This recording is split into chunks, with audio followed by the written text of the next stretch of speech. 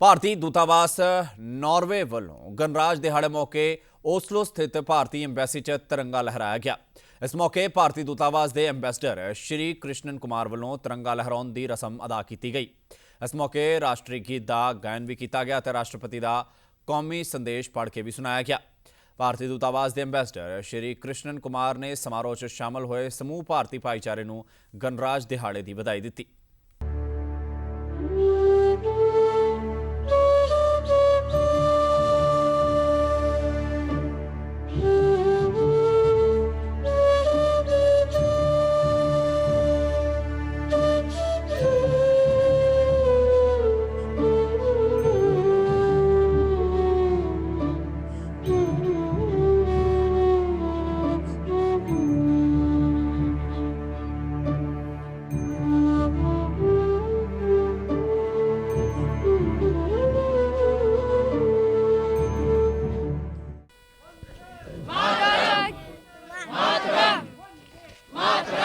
I welcome all of you to the Indian Embassy to celebrate the 70th anniversary of our Republic Day, and it's my honor to read out the President's address which was delivered yesterday on the eve of the Republic Day.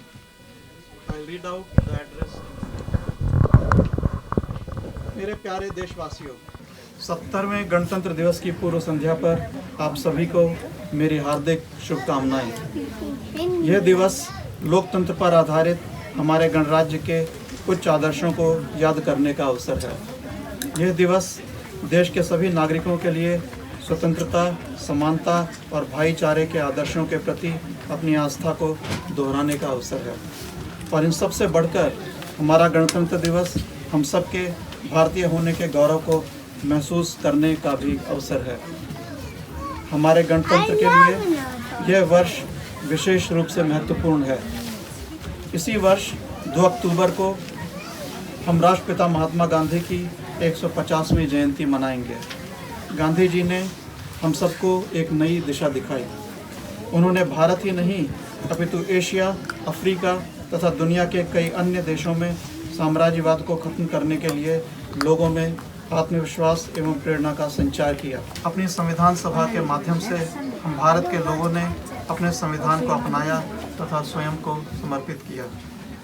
उसके ठीक 2 महीने बाद 26 जनवरी 1950 को हमने अपना संविधान लागू किया और भारत एक गणराज्य के रूप में स्थापित हुआ।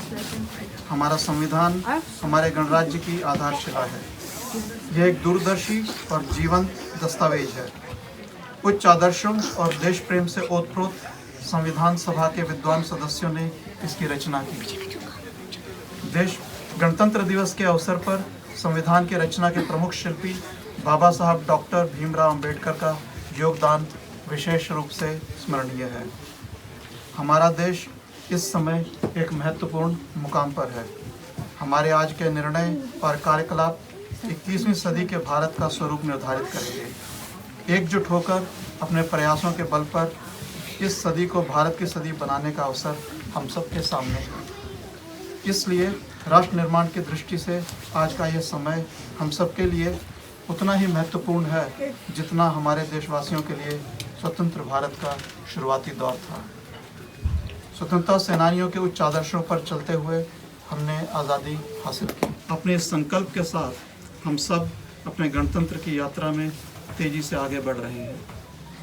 मुझे विश्वास है कि संवैधानिक आदर्शों के वाहक के रूप में आगे बढ़ते हुए हम भारत के लोग अपने गणतंत्र के लक्ष्यों को प्राप्त करने में निश्चित रूप से सफल होंगे।